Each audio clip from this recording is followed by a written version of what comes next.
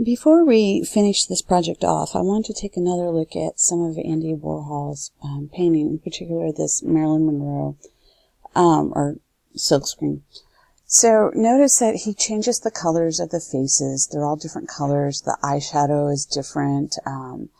This one's a polarization of it. The lips, there's all that going on, and that's his style.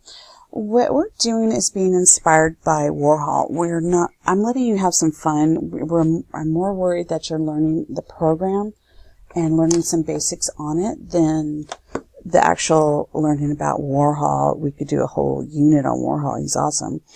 But we are going to be inspired. And the next part we're going to do is this coloring of the eyeshadow or the different hair and how to go about that. So I just want you to take a minute and look at this and be inspired by it.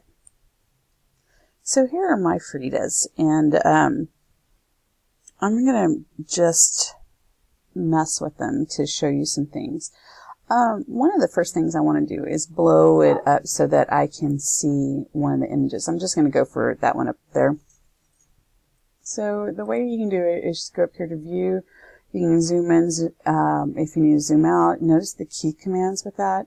I'm just going to go to 100%, and then I'm going to scroll to get that image where I need it to be. And I picked this one because it's white. You're going to be able to see what I'm doing pretty easily on this one. I want to be on the paintbrush tool, and I'm pretty happy with the size. I think 13 is not a bad size to go. It's in normal mode. Opacity is 100%. I'm not going to get into any of that. So the opacity is what we want to talk about. When it's opaque, that means when I go over it, it is going to cover it. It's not going to blend over it. And that's not what I want. So let me get that out. What I want is probably anywhere between 25 to 50% opacity. So with at 25-ish, you don't have to be right on it. When you go over it, you can still see the image behind it, okay? So I'm going to look at her lips. So I'm going to, the other thing you need to realize with opacity is if I want it to all be the same shade, I need to hold down my mouse and color and not let it up. The minute I let it up, it considers it another layer, just like in watercolor. So a layer over a layer will make it a little bit darker. So I'll show you here. So here's one layer of that blue. Very nice and dainty, right? I let up, I go over it again, and you see how that's darker. It's still the same opacity, but it's because it's more than one layer. And now even on that, I have a third layer. So I'm going to go ahead and give her blue lips, and we know that blue and red make purple, so that's nice for me. Give her that. Her eyes. Let's see, let me extend this down a little bit. I'm going to change her eye color. Go into my color picker. Let's put some, I don't know, green eyeshadow on her. So I'm still in the same tool. I like starting out that way and can add on to it. You know, I don't like that because what is the background? So I undo, and I don't know, you're just going to mess with it. What would bright red be? Kind of weird, but we'll try it. It's kind of more of a magenta-y. That kind of works. I might want to come out this way. Give her cat eye. And do the same over here.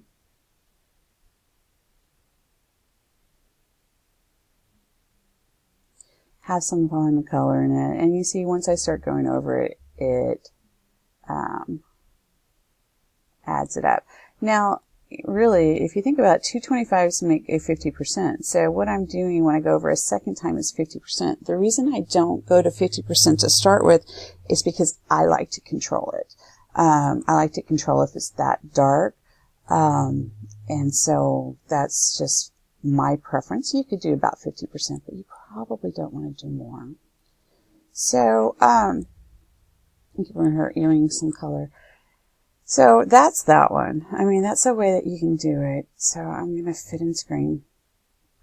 And say I want to color her hair or the scarf something. So let's try that. So let's go down here and try that scarf. So I need to view 100% and scroll, scroll, scroll.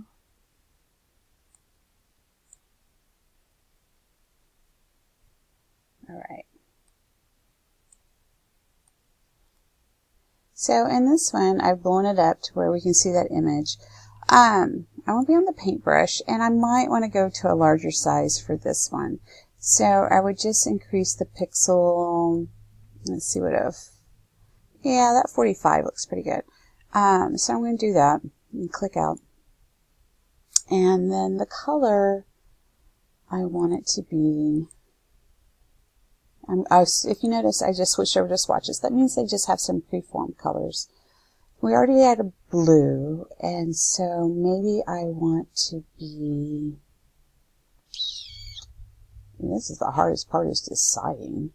Let's go with purple. That's nice. So I'm going to select that one. So on my brush, I'm just going to click and hold.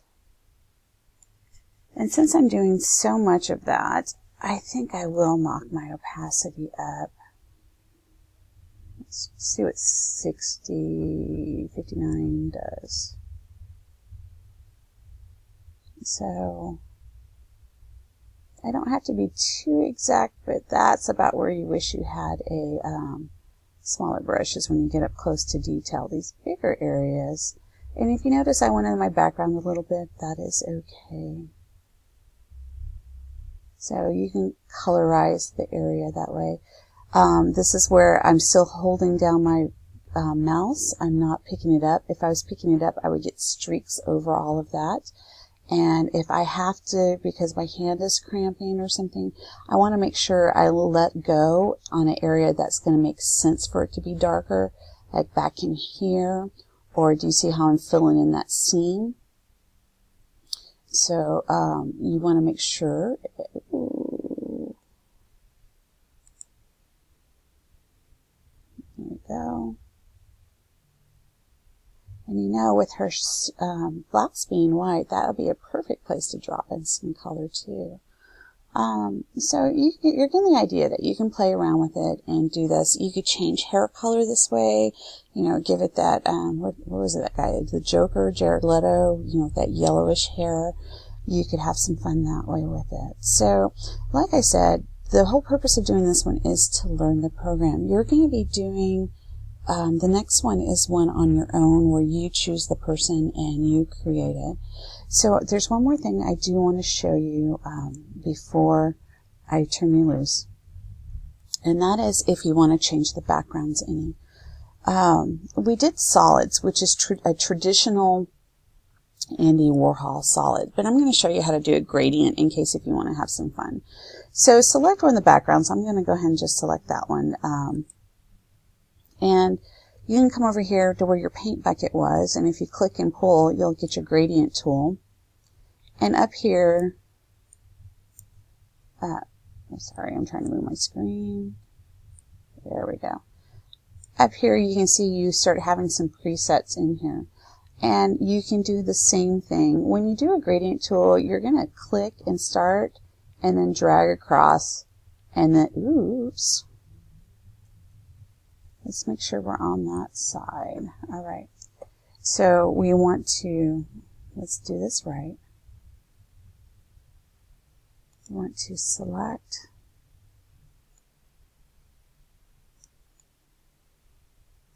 magic wand. We want that purple selected. And we're not, it's behind the image, so we're not worried about that.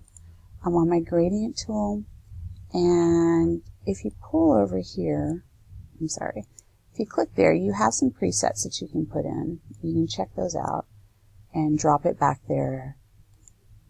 Again, these ones with the dots means that it's transparent. It means the background will show through, or it's going over the one that's there. You can layer these. You can get some really interesting effects going with that.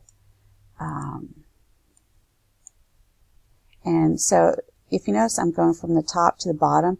If I want to go from side to side, look how the gradient changes. Okay, so however I'm dragging my mouse, is changing how my gradient is going in there.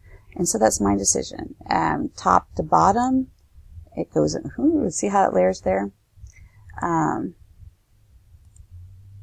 Goes from that way, and then you can go a different way. You can just sit there and play with it. But if you want to mess with the backgrounds a little bit, you can. Actually, that one doesn't look too bad.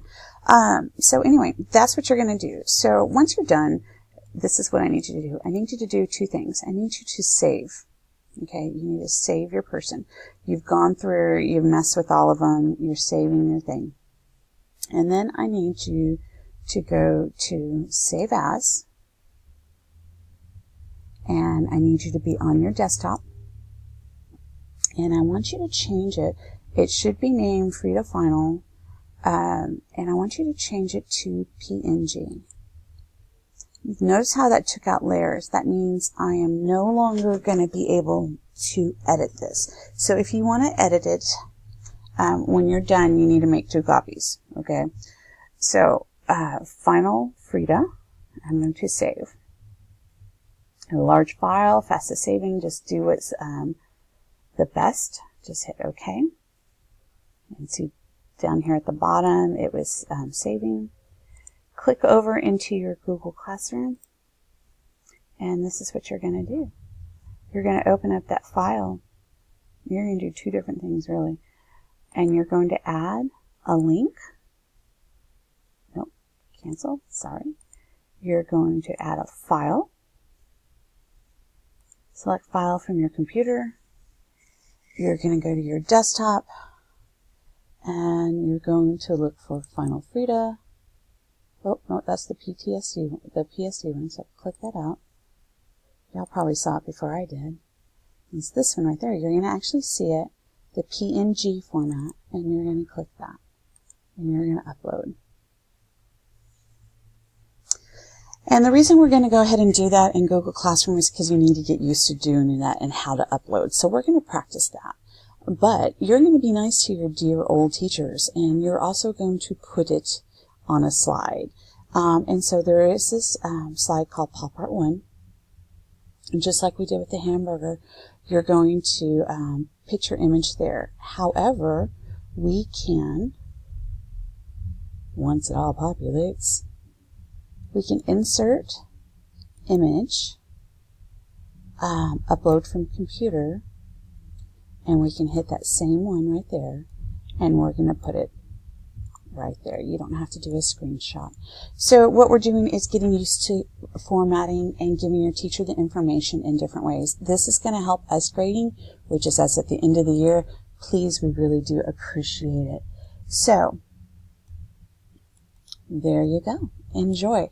And have some fun. Explore the program, and remember, save, and you can always undo. If you forget to save, you're not going to be able to undo.